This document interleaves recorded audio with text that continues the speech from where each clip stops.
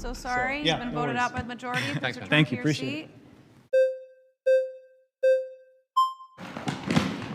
Okay.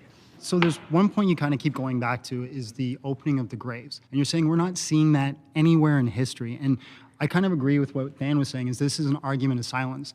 So we don't see anywhere in history the destruction of Pompeii being written down through Vesuvius. This is a huge event. Sure. Why don't we see that? But if we had accounts describing Pompeii around the time that happened and they just didn't mention it, you don't think that would be a bit suspect?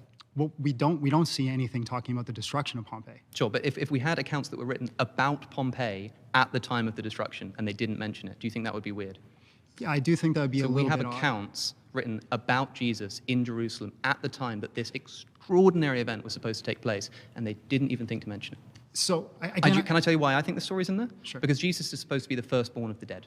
And Jesus is an apocalyptic prophet in the Synoptic Gospels, predicting that the end of the world is going to come soon, the general resurrection of the dead, and Jesus is going to be the firstborn of the dead. So I think Matthew invents this story so that these people rise from their grave, but they don't start appearing to people till after the resurrection, because Jesus is the firstborn of the dead, and this is the general resurrection. The reason it's invented is because, of course, after Jesus dies, there is no end of the world, there is no apocalypse, and so Matthew invents this story in order to fulfill that. I think that's one hypothesis.